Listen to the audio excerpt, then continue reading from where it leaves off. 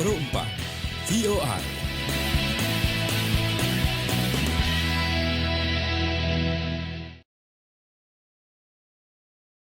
Sembilan 1,2 FM Kanal Inspirasi Pro 1 RRI Jakarta.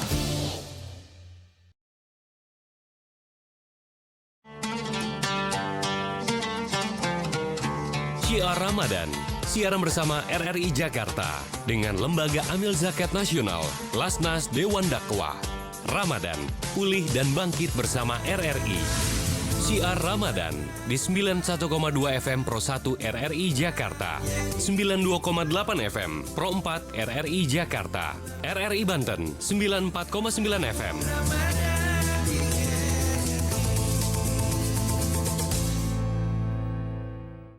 Assalamualaikum warahmatullahi wabarakatuh. Selamat sore pendengar Pro 1 dan juga pemirsa RRI Net dimanapun Anda berada. Kembali kita berjumpa di Syiar Ramadan ya. Ini merupakan siaran bersama RRI Jakarta dengan Lembaga Amil Zakat Nasional Lasnas Dewan Dakwah. Dan acara ini bisa Anda dengarkan di 91,2 FM Pro 1 RRI Jakarta, kemudian juga di 92,8 Pro 4 FM, 94,9 FM RRI Banten, dan juga di radio visual RRI Net yang bisa Anda akses di RRI Play Go aplikasi kami, ataupun juga melalui UCTV channel 130 dan juga di portal kami www.rri.co.id. Kali ini kita akan membahas kajian tentang zakat di zaman Rasulullah, dan nanti juga Anda bisa ikut berinteraksi bersama dengan kami seperti biasanya untuk menyampaikan pertanyaan Anda di 0812 1234 912. Anda tulis nama Anda, spasi domisili, kemudian spasi pertanyaan Anda. Karena nanti di akhir acara akan ada satu orang partisipan yang akan kami pilih yang akan mendapatkan hadiah. Ada giveaway pendengar, ini dari Rini Handicraft, koleksi dari House of Elmar, dan juga dari Lasnas Dewan Dakwah untuk Anda yang beruntung. Makanya buat Anda, siapkan pertanyaan Anda untuk dikirimkan ke 0812 1234 912 atau telepon ke 021 344 0696 dan juga di 021 344 1499. Sekarang ini di studio sudah hadir ada Ustadz Tatang Zainal Mutakin Esos. Assalamualaikum Pak Ustadz. Waalaikumsalam warahmatullahi wabarakatuh. Gimana kabarnya Pak Ustadz? Alhamdulillah. Alhamdulillah, puasa lancar ya? Sehat. Lancar puasa ya? Alhamdulillah. Hari keempat hari ini. Panas, Ini Masya Allah. panasnya Masya Allah tadi ya. Kalau kemarin sempat ada hujan-hujan mendung, kalau hari ini, 2 hari ini kayaknya ya panas banget ya. Belum ada hujan hari Belum ini. ada hujan ya.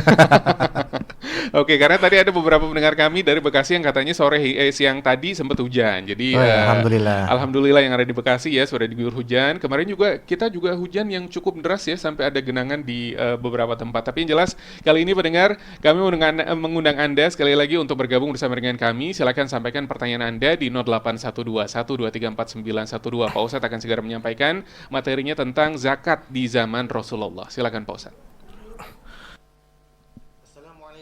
Warahmatullahi wabarakatuh. Alhamdulillahi rabbil alamin. Wassalatu wassalamu ala asyrafil anbiya'i wal mursalin wa ala alihi wa ashabihi wa man tabi'ahum bi ihsanin ila yaumiddin wa ba'du. Shaimin, shaimat, dimanapun Anda berada, sikap saling peduli dan tolong menolong merupakan budaya Islami, yang mana hal ini diperintahkan oleh Allah Tabaraka wa Ta'ala dan juga Rasulullah Sallallahu Alaihi Wasallam. Terkait hal ini, dalam Quran Surah Al-Maidah ayat kedua Allah firmankan, A'udzubillahi minasyaitonirrajim, Bismillahirrahmanirrahim, wa ta'awanu 'alal birri wat taqwa wa la ta'awanu 'alal itsmi wal 'udwan. Tolong menolonglah kalian dalam kebaikan dan ketakwaan, dan janganlah kalian tolong menolong dalam dosa dan kekufuran. Masyaallah muslimin, dimanapun Anda berada, terkait kepedulian ini, maka kemudian dalam prakteknya, dalam agama kita, direpresentasikan dalam kemudian ada perintah zakat, ada perintah infak, ada perintah sedekah sebagai bukti aksi kepedulian terhadap sesama. Nah, pada sore hari ini kita melanjutkan bahasan di hari kemarin terkait tentang kesolehan harta. Maka pada sore hari ini bahasan kita adalah zakat di masa Rasulullah Sallallahu Alaihi Wasallam. Sebelum kita memasuki itu, ada sebuah hadis yang sahih daripada Bukhari Muslim, di mana Rasulullah Sallallahu Alaihi Wasallam bersabda, "Buniyal Islam ala khamsin, syahadah an la ilaha illallah wa anna Muhammadar Rasulullah, wa iqamis salah, wa ita'iz zakah, wa hajjal bait, wa shoma Ramadan." Di mana Rasulullah Sallallahu Alaihi Wasallam bersabda, kata Rasulullah, Buniyal Islam, agama Islam ini dibangun daripada 5 perkara. Yang pertama adalah yakni engkau bersaksi bahwa tidak Tuhan selain Allah, dan engkau bersaksi bahwa Nabi Muhammad utusan Allah. Kemudian engkau mendirikan salat, dan kemudian engkau menunaikan zakat, dan berhaji ke Baitullah, dan saum Ramadan. Nah, hadirin dimanapun Anda berada, dari sini kemudian kita dapat mengetahui bahwa sebagaimana disyariatkan kepada nabi-nabi sebelumnya, zakat juga disyariatkan kepada Nabi Muhammad SAW. Yang mana zakat ini merupakan perkara utama, salah satu perkara utama, karena zakat merupakan ibadah mahdoh yang dia bersifat vertikal, kesolehan personal, dan juga dia bersifat horizontal. Bagaimana kemudian kesolehan sosial. Nah, ini yang menarik daripada zakat ini.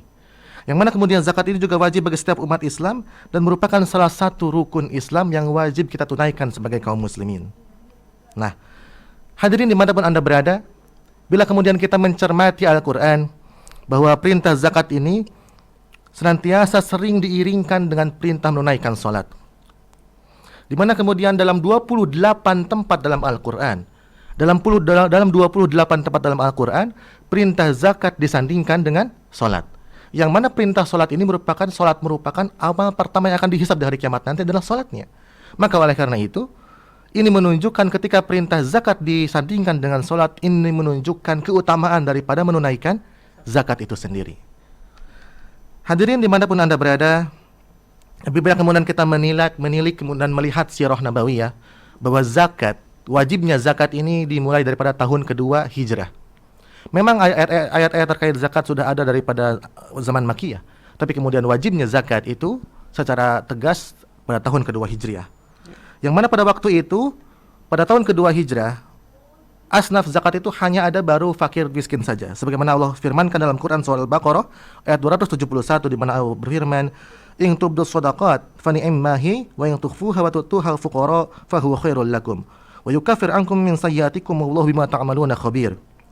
Jika kamu menampakkan pemberian sedekahmu, maka itulah pekerjaan yang sebaik-baiknya.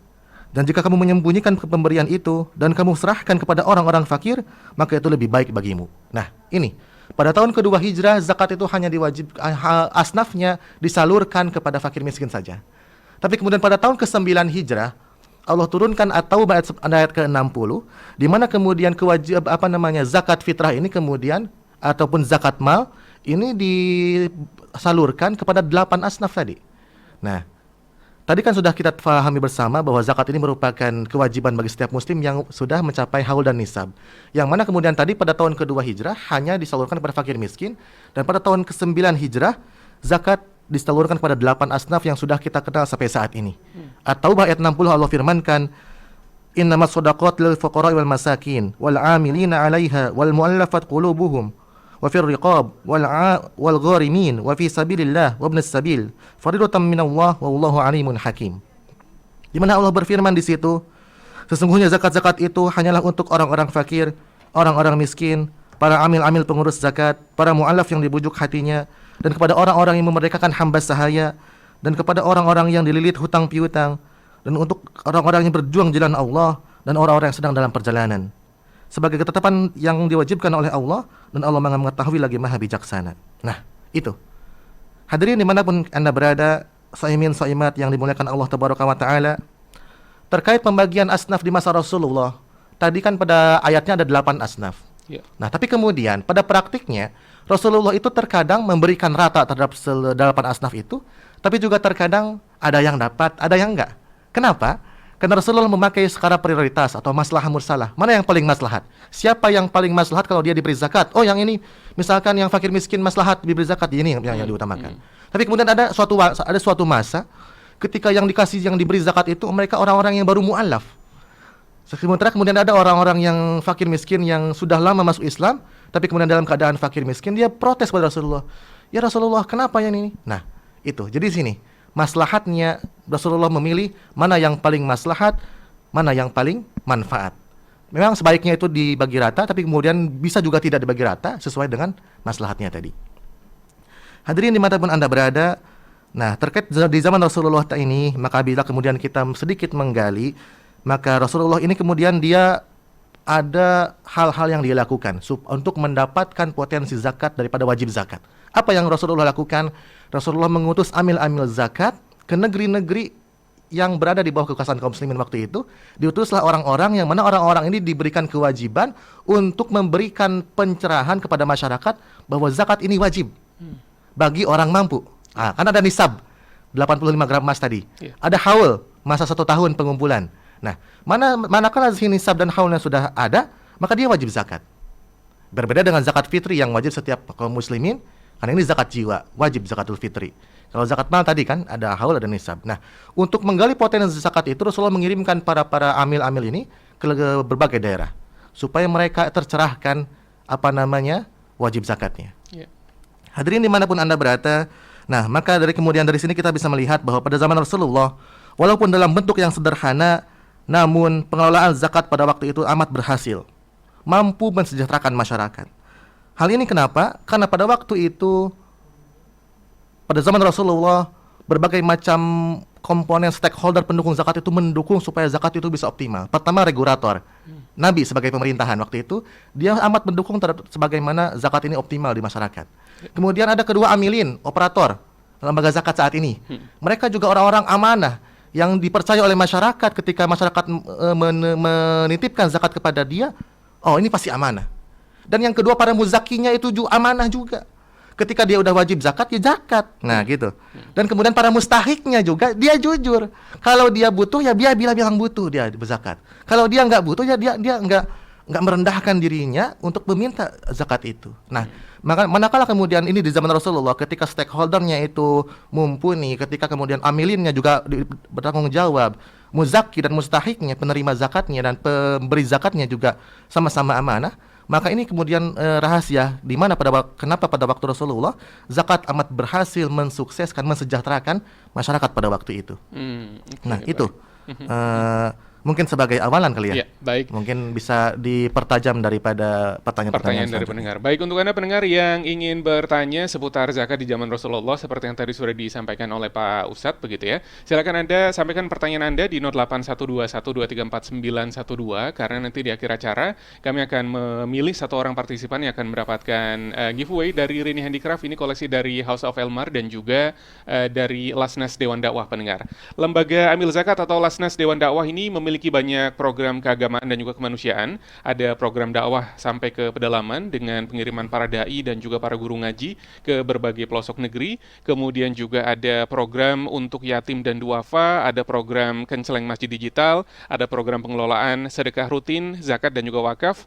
Nah, di bulan suci ini mari kita bersama-sama senantiasa mengisi dan juga mengisi bulan Ramadan ini dengan kebaikan agar pahala kita di kemudian hari semakin bertambah dan juga semakin berlimpah dengan menyalurkan zakat, wakaf, dan juga sedekah melalui Lasnas Dewan Dakwah pendengar. Lazan Dewan Dakwah ini resmi lembaganya, jelas dananya, transparan penyalurannya, berkah semuanya. Untuk informasi selengkapnya silakan bisa Anda buka di portalnya yaitu di lasnasdewandakwah.or.id atau .or.id pendengar. Kita akan lanjut lagi syiar Ramadan setelah yang berikut ini. Anda masih bersama syiar Ramadan 1443 Hijriah, RRI Jakarta.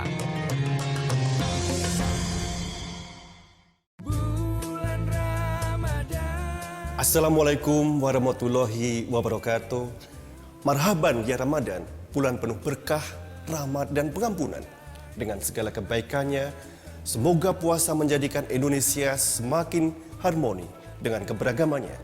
Saya Hendrasmo, Direktur Utama LPP Radio Republik Indonesia, mengucapkan selamat menjalankan ibadah puasa 1443 Hijriah.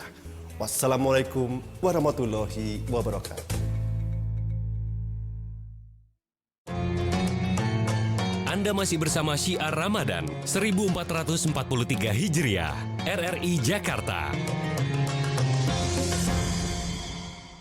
Di syiar Ramadan pendengar, untuk Anda pendengar Pro 1 di 91,2 FM, kemudian juga Pro 4 FM ya di 92,8, ada juga di 94,9 FM RRI Banten dan juga di Radio Visual RRI Net. Selamat kembali bergabung dan Anda bisa menyampaikan pertanyaan Anda silakan di 0812-1234-912 terkait dengan zakat di zaman Rasulullah. Pak Ustadz, pertanyaan pertama ada dari Pak Sudibyo, ini di Pekalongan begitu ya. Assalamualaikum Pak Ustadz. Assalamualaikum warahmatullahi wabarakatuh. Mau bertanya, kalau kita ingin berzakat di bulan Ramadan itu sebaiknya dibagikan langsung ke warga sekitar masyarakat yang tidak mampu atau diserahkan ke masjid atau musola terdekat? Serta apakah zakat boleh dinamakan atas orang yang sudah meninggal? Karena ketika masih hidup orang tersebut tidak pernah mengeluarkan zakatnya. Serta apakah orang yang kaya boleh menerima zakat? Sekian, terima kasih. Pertanyaannya banyak ya, rombongan Oke, ya. rombongan ya. Mungkin yang pertama tadi apa namanya? Pertanyaan pertama, zakat langsung dibagikan ke warga sekitar Nah, atau ke musola atau masjid sebaiknya? Yang Zakat mana? memang sebaiknya di zaman Nabi Muhammad SAW tadi sudah disampaikan bahwa Nabi Muhammad itu dari zaman dahulu dia sudah melembagakan ada namanya Baitul Mal. Nah, ketika kemudian ada harta masuk baik itu dari zakat, dari jizyah ataupun dari pajak dan sebagainya, ditampung di Baitul Mal, di mana kemudian ada amil-amil. Nah, berarti Nabi Muhammad SAW sudah mencontohkan dari zaman beliau menjabat sebagai khalifah, dia sudah mencontohkan adanya amil, lembaga-lembaga zakat. Seperti bisa ada masjid sekarang ya, Iya. ada musola, ada lembaga-lembaga zakat yang sudah kita kenal. Nah, memang sebaiknya ke situ. Kenapa? Karena di antara ada tadi ada ini apa namanya asnaf zakat, orang yang berhak menerima zakat adalah amil. Tadi kan tadi atau ayat 60. Iya. Di antara salah satu orang yang berhak menerima zakat adalah amil. Amil itu siapa? Petugas zakat. Iya. Ya, kalau zaman sekarang mungkin ya yang mengurus zakat di musola atau di masjid atau para pengurus di lembaga-lembaga zakat yang sudah kita paham. Itu yang pertama. Tadi yang kedua, Yang kedua pertanyaannya, sampai tertegun dengar penjelasannya Pak Ustadz. Ini pertanyaan yang kedua itu adalah apakah boleh zakat atas nama orang lain sudah meninggal karena waktu hidup tidak pernah mengeluarkan zakat? Zakat atas nama orang yang meninggal itu tidak ada dalam syariat agama kita. Zakat itu adalah kewajiban dari agama kita bagi orang yang masih hidup. Iya. Nah, kalau kita mau kemudian memberikan sesuatu untuk orang yang meninggal, misalkan, itu bisa dengan wakaf. Oh. Nah, kalau kemudian kita mau misalkan orang tua kita nih, kita sebagai anak kita mau berbakti kepada kedua orang tua kita, dia udah meninggal, caranya bagaimana? Kita bisa mewakafkan misalkan untuk pendirian pesantren, untuk renovasi masjid, Iya. untuk mushaf Al-Quran bagi pedalaman dikirim misalkan, itu bisa dengan wakaf. Nah, itu bisa atas nama orang yang sudah meninggal. Tapi kalau zakat tidak bisa karena itu kewajiban hanya untuk bagi yang masih hidup. Oke. Oke. Pertanyaan terakhir dari Pak Sudibyo tadi, orang kaya boleh nggak menerima zakat?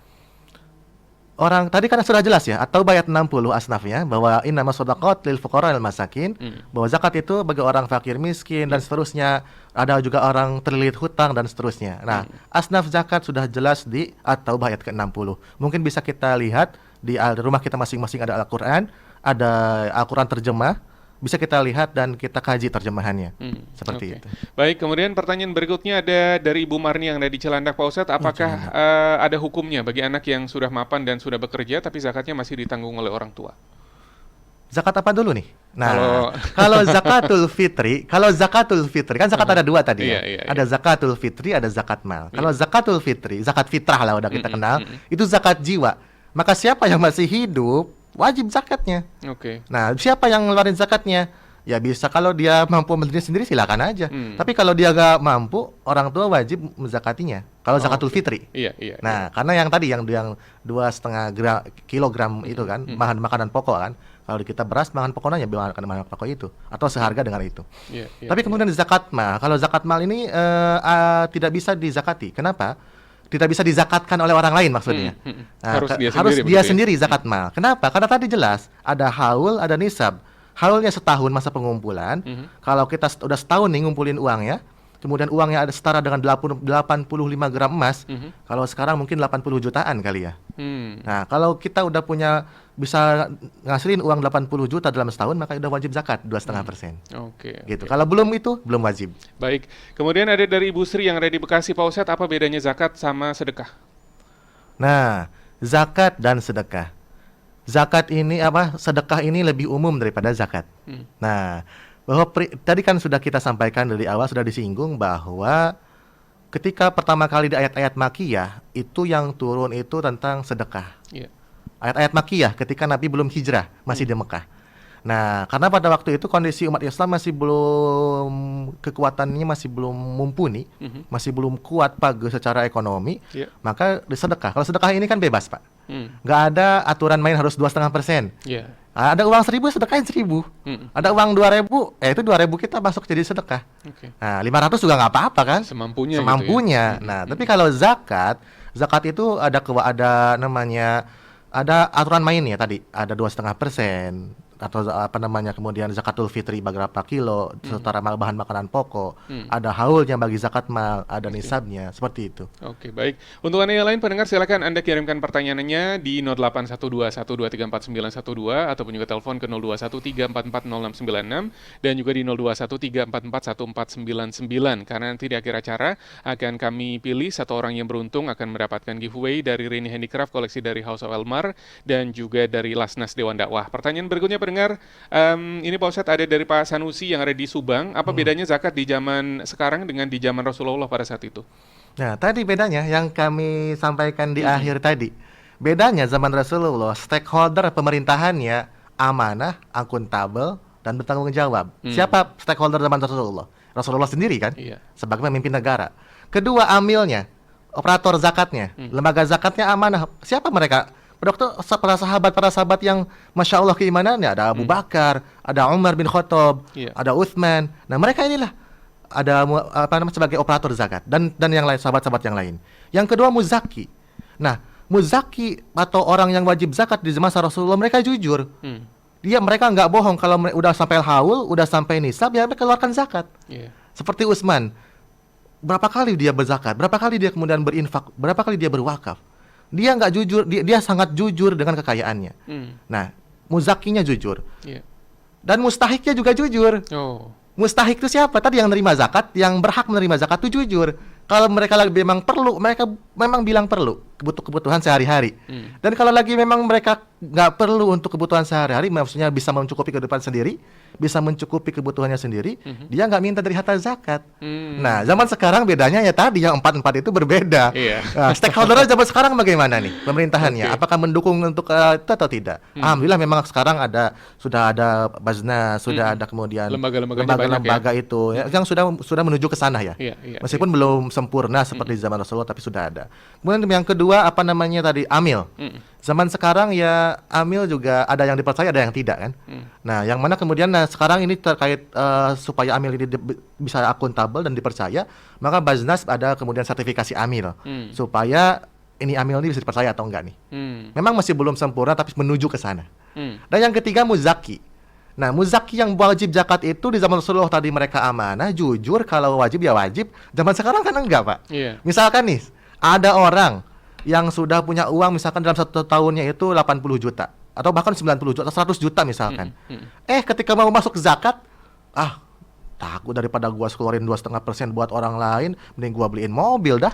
Atau mending gua beliin motor dah 10 juta, 20 juta. Kan gak wajib zakat. Motor NMAX 30 juta kan. 100 kurang 30, 70 juta, gak wajib zakat. Nah, kayak gitu kan. Zaman sekarang banyak yang kayak gitu. Diakalin gitu. Nah, itu maksudnya. Yang ketiga, mustahik. Di zaman Rasulullah tadi mustahiknya itu orangnya itu memang yang minta zakat itu mereka yang benar-benar perlu untuk kebutuhan pokoknya, tidak bisa mencukupi kebutuhan mereka sehari-hari. Di zaman sekarang orang yang kaya pura-pura gak mampu supaya dapat menerima zakat tadi. Nah, jadi ini memang harus kita PR besar kita di situ. Jadi supaya muzaki, mustahik, amil dan stakeholdernya benar-benar mendorong untuk optimalisasi zakat tadi supaya sama dengan di zaman Rasulullah tadi. Oke, baik. Kemudian pertanyaan berikutnya ada dari Pak Arman yang ada di Lamongan. Pak Ustadz, bisakah kita memberikan zakat di perantauan, sedangkan mayoritas di kota rantau saya ini banyak orang yang non-muslim? Di perantauan ya?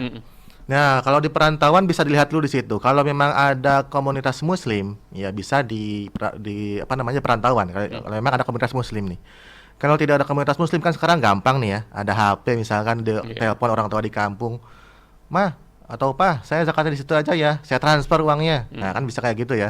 Jadi sangat fleksibel ya. Tapi memang kalau bisa di perantauan yang ada komunitas muslimnya ya nggak masalah.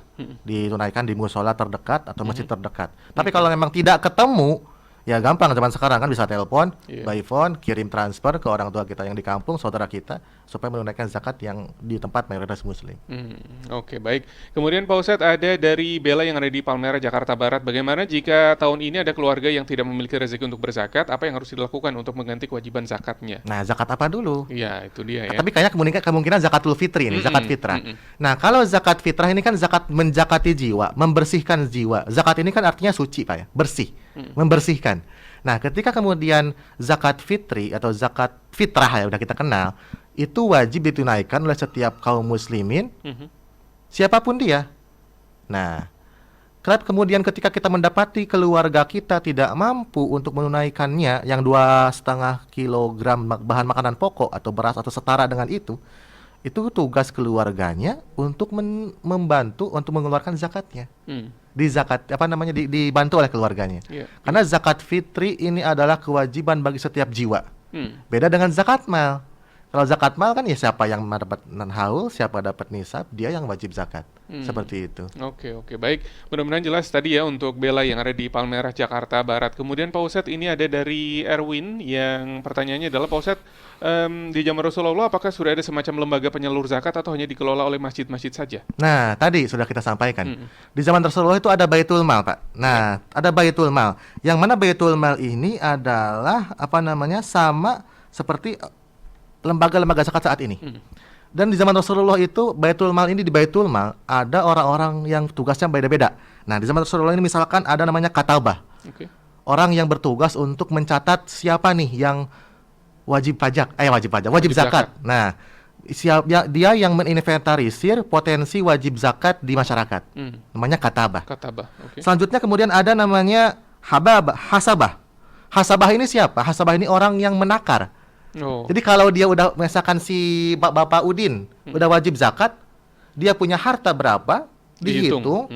Nah, berzakatnya berapa nih besarannya. Nah, si hasabah ini namanya yang menakarnya. Nah, kemudian ada namanya di zaman Rasulullah itu jubah. Jubah ini siapa? Jubah ini orang yang ngangkut. Jadi ketika udah ditakar sama hasabah, nah si jubah ini yang bawa harta zakat dari si wajib zakat ke Baitul Mal. Baitul Mal ini lembaga zakat kayak saat ini ya, tapi namanya di zaman Rasulullah nomenklaturnya Baitul Mal. Kemudian yang selanjutnya ada khazanah. Siapa khazanah? Khazanah ini orang bendahara kalau sekarang ya. Dia yang menjaga harta yang udah diambil oleh jubah ke Baitul Mal, yang jagainnya si khazanah. Nah, kemudian yang terakhir ada qasamah. Siapa qasamah?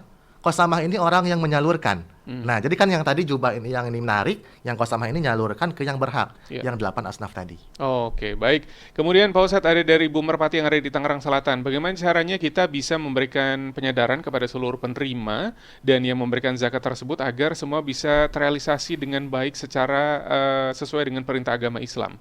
Nah, ini memang yang tugas berat kita semua sebagai kaum muslimin ya. Supaya kemudian memang stakeholdernya itu sadar, kemudian amilnya sadar, pemberi wajib zakatnya juga sadar, dan penerimanya juga sadar tentang tentang kewajiban zakat tadi. Nah, yang mana kemudian di zaman Rasulullah itu kan zakat itu tidak hanya untuk konsumtif, Pak.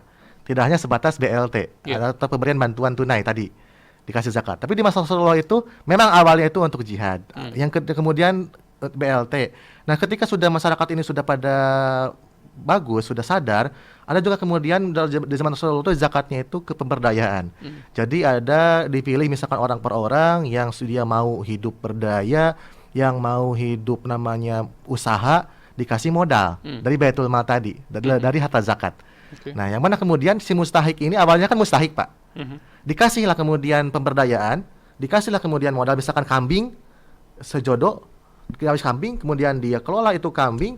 Nah, ketika udah kelola kan dia jadi orang kaya, jadi muzaki. Seperti itu. Jadi memang tugas kita bersama untuk menyadarkan masyarakat kita semua tentang wajibnya zakat ini. Baik. Ini pertanyaan terakhir yang mungkin sepertinya agak sedikit mirip sama tadi pertanyaannya Pak Arman yang ada di Lamongan nih, Pak Ustadz. Ini dari Pak Edi yang ada di Mahakamulu. Pak Ustadz, apakah kita boleh mengeluarkan zakat di luar daerah tempat tinggal kita? Misalnya adalah saya tinggal di Kabupaten Mahakamulu, terus saya mengeluarkan zakatnya di tempat mertua saya di Poso, Sulawesi Tengah. Gitu. Ya, kalau dari segi boleh ya boleh-boleh aja, Pak. Cuman kan tadi memang sebaiknya kita mengeluarkan zakat itu di tempat kita aktivitas ya. di tempat kita domisili. Ya, itu kan tadi sudah kita sampaikan. Tapi memang kalau mau di tempat lain ya silakan aja. Dari yang penting kan kita mengeluarkan zakat. Jangan sampai nggak mengeluarkan zakat. Apalagi nanti nih di akhir bulan Ramadan, setiap kaum muslimin yang menyaksikan hilal, yang menyaksikan akhir bulan Ramadan, tanggal 29 atau 30 Ramadan nanti, maka dia udah wajib zakat. Nah, siapapun dia, kalau masih hidup di tanggal segitu, wajib zakat. Nah, zakatnya berapa tadi kan? 2,5 kilogram ataupun bahan makanan pokok kan, atau setara dengan itu. Seperti itu. Baik.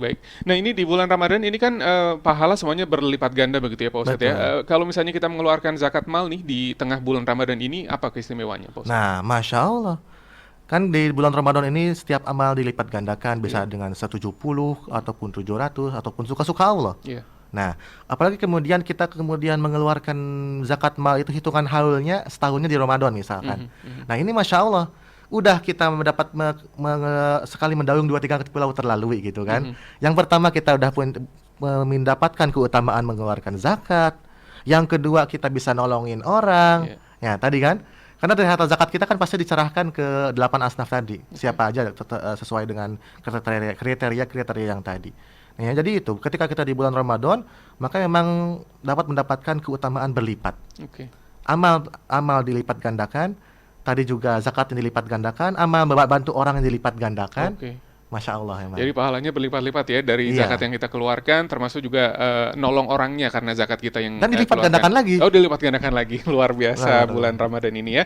Baik Pak Ustadz, sebelum kita akhiri untuk kajian Syiar Ramadan kali ini, silakan sampaikan untuk pesan penutup terkait dengan zakat di zaman Rasulullah ini. Oke, hadirin dimanapun Anda berada, memang dengan berzakat maka Allah Subhanahu wa Ta'ala telah mensucikan harta kita dan menghendaki kebaikan dalam kehidupan umat manusia. Kita merasakan dampak seseorang yang telah berzakat. Ketika seseorang itu telah berzakat, diantaranya adalah yakni dia merasakan nikmatnya rasa tolong menolong, nikmatnya gotong royong, menjalin persaudaraan. Dan yang terpenting dari zakat ini adalah kemudian ketika harta zakat yang kita yang kita zakatkan kepada lembaga-lembaga itu mampu diolah oleh lembaga-lembaga zakat tadi kepada pemberdayaan, yang mana kemudian memberdayakan di zaman Rasulullah itu mampu memberdayakan mustahik yang awalnya dia itu mustahik, diberdayakan, dikasih modal untuk usaha dia, berdaya menjadi dia muzaki, wajib zakat. Nah, ini mungkin sebagai penutup supaya kemudian kita semua harus sadar tentang wajibnya zakat, baik itu zakatul fitri ataupun zakat mal. Oke, baik. Nah, Pak Ustadz, kalau misalnya afdolnya, kalau misalnya kita mau mengeluarkan zakat, apakah memang harus ada niat yang kita lafalkan? Atau niat dalam hati, misalnya saya niat zakat, udah selesai? Terkait niat ini, para ulama berbeda pendapat, Mas ya. Ada yang katanya mewajibkan talafuz niat. Ya silakan aja, nggak ada masalah. Tapi juga ada sebagian ulama lainnya yang tidak mewajibkan talafuz niat. Yang penting saya dan meniatkan dalam hati, ini zakat saya fisabilillah. Nah, itu juga tidak masalah. Jadi dua-duanya mau talafuz niat, mau niat dalam hati, tidak masalah. Yang penting yang salah itu nggak zakat, Pak. Baik, terima kasih Pak Ustadz sudah menyampaikan kajiannya kali ini. Kita ketemu lagi insya Allah di lain kesempatan Pak Ustadz ya. Dan untuk Anda pendengar yang sudah mendengarkan kajian kita di Syiar Ramadan untuk edisi hari ini, juga kami mengucapkan terima kasih. Besok Anda bisa mengikuti kembali kajian Syiar Ramadan. Ini merupakan siaran bersama RRI Jakarta dengan Lembaga Amil Zakat Nasional atau Lasnas Dewan Dakwah. Dan kira-kira siapakah yang akan beruntung mendapatkan hadiah ataupun juga giveaway untuk kesempatan kali ini? Selamat untuk Bella yang ada di Palmerah, Jakarta Barat ya. Anda mendapatkan giveaway. Kali ini hadiahnya adalah dari Rini Handicraft, koleksi dari House of Elmar dan juga dari Lasnas Dewan Dakwah. Untuk Anda pendengar yang lain bisa mengikuti kembali Syiar Ramadan ya setiap hari sepanjang bulan Ramadan pukul 17 di 91,2 FM Pro 1 RRI Jakarta, 92,8 Pro 4 FM, 94,9 FM RRI Banten dan juga di radio visual RRI Net. Saya Farid Kuryawan masih akan terus menemani Anda untuk menunggu ya beruk maghrib kali ini pukul 17:59. Terima kasih untuk Anda yang sudah menyimak Syiar Ramadan. Wassalamualaikum warahmatullahi wabarakatuh. Demikian Syiar Ramadan RRI Jakarta bersama Lembaga Amil Zakat Nasional Lasnas Dewan Dakwah disiarkan di Pro 1 91,2 FM, Pro 4 92,8 FM, RRI Banten 94,9 FM. Ramadan, pulih dan bangkit bersama RRI.